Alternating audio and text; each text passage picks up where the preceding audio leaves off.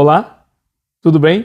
Eu sou Minoru Ueda. No vídeo de hoje nós vamos conversar sobre as emoções positivas. Como criar uma rotina que favoreça as emoções positivas todos os dias.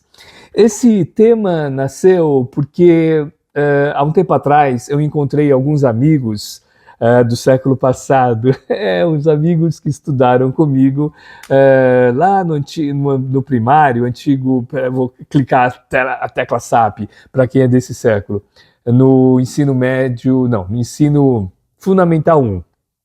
Um deles no ensino fundamental 1 e outros dois no ensino fundamental 2, em momentos diferentes, mas foi no local que eu falo, nossa, na padaria, eu moro no mesmo bairro aqui há muitos anos, no mesmo bairro, muito próximo da escola onde eu também estudei, então é normal reencontrar esses amigos. O que é difícil quando passam alguns anos, a gente reconhecer esses amigos, né? Porque eu lembro que as pessoas, só o outro que envelhece, né? Eu tenho uma amiga que fala assim, Ueda, a gente só repara que a gente está envelhecendo quando a gente vê o filho dos outros, das outras pessoas. Mas nós nos reencontramos, tanto em dias diferentes, como eu comentei com vocês, mas a conversa sempre é aquela coisa, o que você está fazendo, como está a tua vida, tal. E todos os três, quando eu falei, olha, eu sou professor, eu faço palestras na área da inteligência emocional, liderança, no mundo organizacional. Os três ficaram assim, não digo boquiabertos, mas eles falaram, nossa, mas você está falando? Porque lá atrás, lá no ensino primário, no Fundamental 1, Fundamental 2, não me comunicava, eu era a pessoa tímida, né? Eles me chamavam de CDF, o nerd da turma, mas nós tínhamos alguns pontos em comuns. Eu sempre gostei de esporte, sempre gostei de futebol, eu era o dono da bola, então eu sempre jogava com o time, brincadeiras à parte, mas eu gostava de futebol, sempre gostei de assistir jogos de futebol, ir em estádio, tudo isso, até hoje gosto, eu falo que é uma terapia, e a minha filha também, até um tempo atrás, também acompanhava, mas voltando, a gente conversou e comentando tal, e esses três amigos, eu lembro que eles sempre foram bem-humorados. É o que o Dr. Daniel Goleman, uma vez eu assisti uma palestra dele, ele comentando, porque ele escreveu um livro chamado Inteligência Social, e ele comentando que uma das reflexões que ele fez sobre a inteligência social era reencontrar os amigos depois de alguns anos. É muito natural em algumas formações, em algumas faculdades, e principalmente nos Estados Unidos, eles realizarem aquele encontro de tantos anos de formado. E ele comentou que era muito nítido aquelas pessoas que estavam com ele naqueles encontros, observar que a inteligência social era o pessoal do fundão, né? Era o pessoal que tinha muito diálogo, conversava bastante. Eu confesso, eu não era no fundão. Eu não sei se é por conta da minha miopia, não enxergava direito, sentava na frente, e outras questões, mas é muito interessante porque esses três amigos sempre foram muito bem-humorados, sempre foram aqueles que, no dito popular, os bagunceiros, mas graças a Deus tiveram uma trajetória de carreira, cada um dentro do seu processo e tudo isso, mas a gente começou a conversar e eles comentaram comigo e falaram, nossa, mas interessante, né, Ueda, você trabalhar como educador, professor, mentor, gravando vídeos na internet, fazendo palestras pelo Brasil inteiro, tudo isso. E eu comentei com eles que a comunicação é uma competência. E as habilidades interpessoais você vai treinando, você vai desenvolvendo. Alguns têm o talento natural, né? E por isso que a metodologia dos pontos fortes, desenvolvido pelo Dr. Clifton e Dr. Marcos... e agora esqueci o nome, deixa eu pegar a cola aqui. Vou pegar o livro aqui que estava na minha mão aqui, a gente estava falando da questão da metodologia dos pontos fortes, está aqui, ó. Memória trai, né? Memória tem duas virtudes, lembrar e esquecer. Ó. Marcus Buckingham, como que eu ia esquecer o Marcus Buckingham? E eu descubro os seus pontos fortes, esta obra fantástica, que a gente tem um vídeo também nesse canal. E quando a gente percebe que tem algumas coisas que as pessoas tem gente que tem talento na comunicação e ao desenvolver, ao desenvolver, se torna ponto forte. E eu lembro que várias professoras naquela época falavam para mim, falavam assim, olha, Ueda, quando você sabe do assunto, flui o que você está falando, né? Desenvolve isso. Mas só foi no trabalho, na atividade profissional, que eu percebi que era importante desenvolver a comunicação. Eu já relatei em um dos vídeos que eu iniciei, como muitos de vocês, a atividade profissional muito cedo, como office boy, e fui justamente trabalhar na área de comunicação de um banco.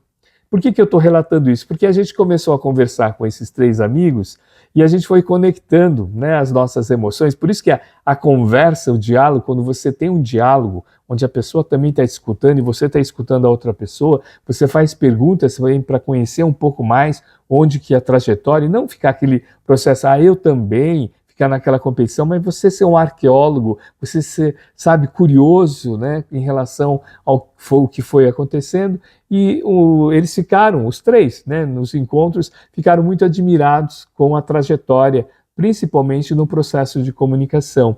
Então, quando eu iniciei no trabalho, na atividade, na área de comunicação, no jornal empresarial de um banco, eu era office boy, e no meu ambiente, olha como que é importante a força do ambiente.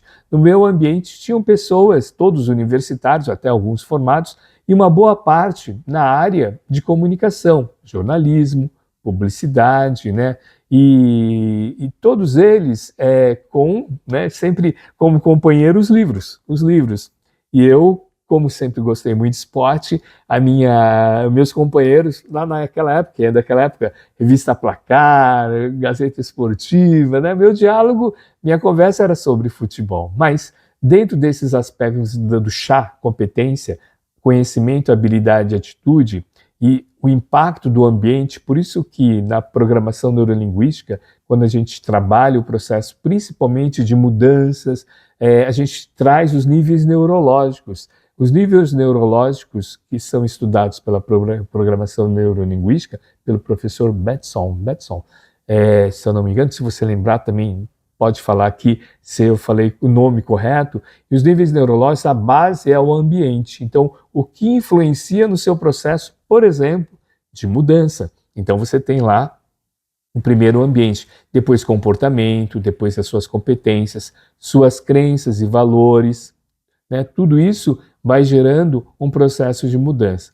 Mas onde eu quero chegar nas emoções positivas? Como eu comentei, esses 3 amigos, eles já exercitavam muito essas questões de comunicação positiva. E quando eu comecei a realmente a desenvolver os estudos de emoções positivas, principalmente, primeiro começando com os estudos do Dr. Daniel Goleman, né, da inteligência emocional, onde fala os aspectos que as emoções elas impactam nas nossas tomadas de decisões, a inteligência emocional, né, tão trabalhado pelo Dr. Daniel Goleman, as 4 competências ou 5 competências emocionais, no primeiro livro que ele retrata sobre as competências emocionais da inteligência emocional, Dr. Daniel Goleman, eu estou até vendo se eu estou com o livro dele aqui, chama-se Trabalhando com a Inteligência Emocional, ele traz autoconhecimento, autocontrole, automotivação, empatia e habilidades sociais. E por conta dessa questão do autoconhecimento, quando a gente estava conversando um pouco com esses amigos, eles comentaram, né? Porque ele falou, olha, o que você estuda? Eu estou estudando isso. E principalmente as emoções positivas. Um deles comentou, foi muito interessante esse relato, né? Porque ele sempre foi muito bem-humorado e ele tinha como prática, e eu lembro muito, que ele era muito entusiasta, né? Do processo de sempre olhar o futuro de uma forma de muita esperança.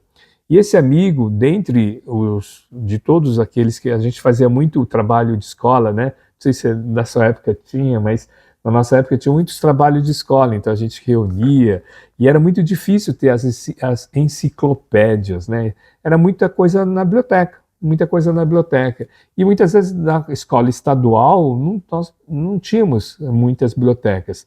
Nós tínhamos a grande sorte aqui, pelo menos, de fazer do limão uma limonada, né? O colégio onde eu estudei durante uma boa parte do ensino, eu tenho que pensar, primário e final, ensino fundamental 2, foi numa escola muito próxima da melhor universidade do país, que é a Universidade de São Paulo. Inclusive, essa escola ainda existe, fica muito próximo do portão, de um dos portões da Universidade de São Paulo. Então, a gente tinha a possibilidade de também visitar as bibliotecas lá, mas nós não tínhamos muito essa consciência. Eu lembro que uma das primeiras vezes que eu entrei numa biblioteca lá foi na faculdade de Química, que ficava muito próximo, né? Próximo, tinha que andar um pouquinho, mas nós tínhamos acesso. Mas voltando a essa questão das emoções positivas, o quanto as emoções positivas elas são importantes na nossa rotina. Então, um dos nossos amigos, ele nasceu em uma comunidade com muita carência, muitos desafios, né? Mas ele sempre foi uma pessoa com muita esperança. Da turma, era a pessoa que tinha mais esperança, né? Então ele sempre falava assim, meu sonho é ser doutor, meu sonho é ser doutor. Você já deve estar pensando que ele realmente é um doutor, se formou em direito, né, tal, tá ainda atuando, tudo isso. Mas onde eu quero chegar? Quando nós fazíamos o trabalho de escola, minha família, apesar de não ter assim muita riqueza, eu lembro que a gente encarava das enciclopédias, né? Não sei se talvez você pode perguntar para o seu pai, para o seu avô, a enciclopédia Barça, né? Era mais cara, né? Eu lembro que minha mãe foi fazendo a coleção do Conhecer, que era uma enciclopédia, depois eu lembro que comprava os fascículos. Então, um dos poucos que tinham as enciclopédias era em casa. E eu lembro que minha mãe sempre fez, né, um lanchinho, café com leite, pão e manteiga, e eu lembro que esse amigo, ele gostava, né, e é aquela pessoa que comia com sabor.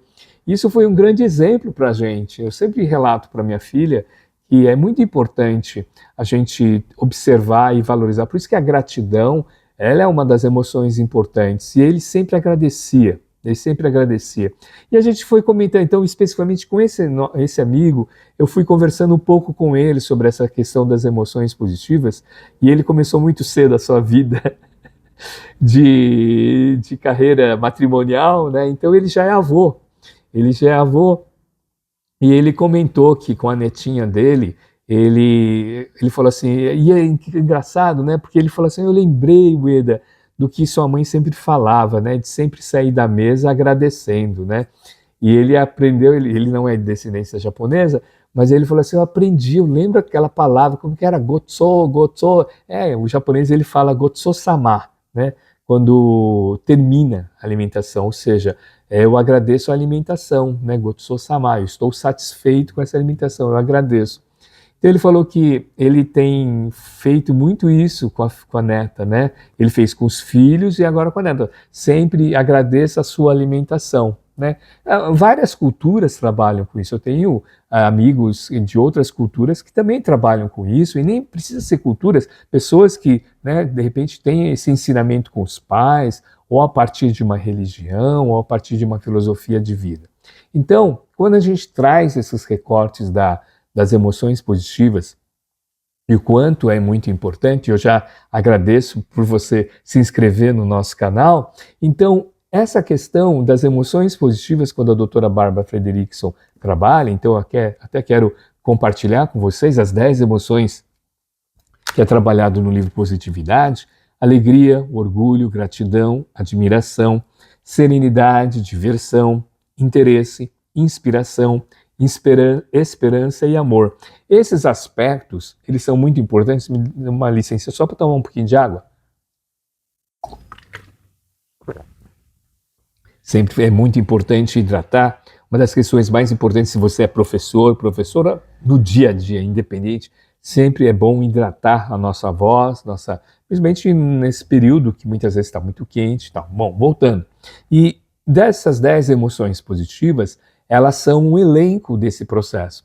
E esse amigo comentando que então ele está compartilhando, né, esses aspectos da importância da gratidão, tudo isso. E ele tinha esses aspectos da esperança. E eu lembro que eu tive uma oportunidade, e eu lembro e o quanto que é importante essa educação no dia a dia, né? Porque quando a gente fala, mas a escola tem que educar, nosso ambiente também familiar também vai educando. E o ambiente corporativo também tem um processo de muita educação. Eu tenho muito contato com gestoras que trabalham em gestão de pessoas, recursos humanos. E é natural, né, quando a gente tem os jovens aprendizes hoje, né? Na época eu era office boy, e era o nosso primeiro contato, né, com o mundo.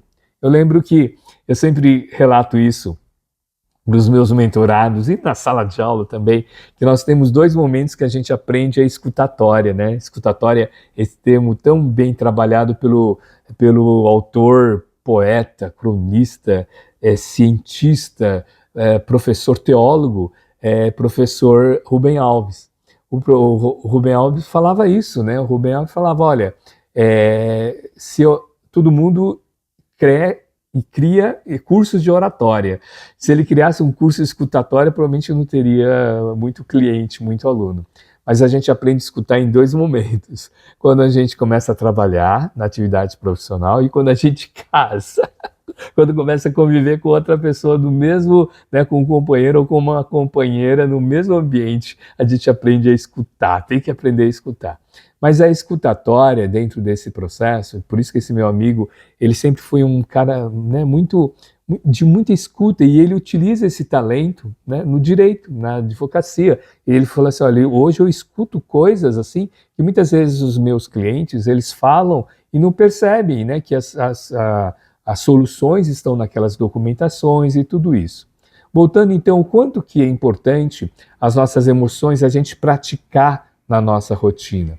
Eu falei de 3 amigos. O outro amigo foi muito legal, porque esse amigo, ele é de uma família muito religiosa. Desde garoto, eu lembro assim, inclusive ele tinha um poder de influência muito grande, tanto é que nós 3, não, só um deles, mas o outro amigo também. Nós fomos influenciados e nós participávamos das reuniões, das missas dominicais, tinha que acordar cedo, mas ele influenciava pelo processo dele, ele era muito sereno nos momentos, ele era aquela pessoa que, sabe, quando a gente estava jogando futebol, já, vamos acalmar, então ele inspirava. Eu estou lendo aqui, né, tô com a cola aqui das emoções, para lembrar o quanto que esses meus amigos, né, compartilhavam na sua rotina essas emoções positivas para a gente e como eu falei, o ambiente influencia, né, diga com quem tu andas, que eu direis quem tu és, né, essa é a reflexão. E esses aspectos são muito interessantes. E o terceiro amigo, eu lembro que a gente fazia os trabalhos de escola, essa pessoa ele tinha um interesse, sabe aquele perguntador? E uma vez a mãe dele falou assim que ele era um perguntador, o pai dele era mecânico de automóveis, né? Então eu lembro que ele era o distribuidor, olha que legal, ele era o distribuidor dos carrinhos de rolemã, porque o pai dele trabalhava como mecânico, e as rodinhas de rolemã, ele que trazia e ele transformava todo esse processo dos carrinhos de rolemã. Se você não sabe o que é carrinho, pergunta, procura na internet. E ele tinha um interesse, e ele se tornou engenheiro. Ele é engenheiro. Ele sempre, sabe, aquela pessoa que tinha um interesse e ele inspirava nesse processo. Então, essa tríade, né, de amigos que eu estou relatando, então, um deles que ele tinha um processo assim de gratidão muito forte, né? O outro amigo, ele influenciava e tinha uma serenidade assim muito muito bacana. E esse terceiro outro amigo tinha um interesse nas coisas, era o perguntador. Ele começava a perguntar. Então ele perguntava assim, eu lembro que ele perguntava assim para minha mãe ainda costureira, ainda tem mais de 80 anos, ainda continua costurando. E ele começava a falar, por que a senhora faz assim? Porque tinha tanto a máquina de pedalar, eu acho, alguma coisa assim, e a máquina de motor. E ele ficava curioso de como funcionava aquilo lá. Então, perceba que o Steve Jobs, né, ele tem um vídeo na internet que ele é um paraninfo formando de Stanford. E ele fala da importância de você olhar para trás e unir os pontos. Então, quando você une os pontos, tem um acontecimento, mas tem as emoções positivas que estão relacionadas a esse acontecimento. Então, quando a gente olha para o nosso passado, para o espelho retrovisor e faz o que a gente chama de cata-joia, observar essas memórias, você fala, nossa, onde que de repente eu percebi, eu fui influenciado dentro desses aspectos. E as emoções positivas, elas trabalham, segundo os estudos da neurociência, elas ajudam a fazer as marcações do nosso cérebro, ou seja, quanto mais conexões a gente vai fazendo através, ou de emoções também desafio, a gente vai conectando e vai lembrando das coisas. Por isso que é natural você falar, olha, aquele um dia que teve um momento significativo, você lembra? Eu lembro, eu estava com até detalhes, eu estava com tal roupa, tudo isso. Então, é necessário que a gente vá criando uma rotina que a gente comece a perceber o quanto essas emoções positivas vão acontecendo. Mas para isso é necessário ação. A ação de você ser grato, a sensação de você falar, opa, agora eu vou praticar a serenidade, escutar a outra pessoa, validar a outra pessoa. Eu vou perguntar e escutar para entender e não apenas para responder. E tudo isso, a gente vai falando que isso vai gerando uma jornada de uma fluidez, vai fluindo a nossa vida. Por isso que nós sempre falamos, vamos gerando cada vez mais conhecimento e ação, mas para uma grande entrega, que é a nossa grande entrega, que a gente sempre fala nos vídeos, é tornar a nossa vida mais fluida, ou através das emoções positivas, que foi esse nosso relato aqui, a nossa conversa.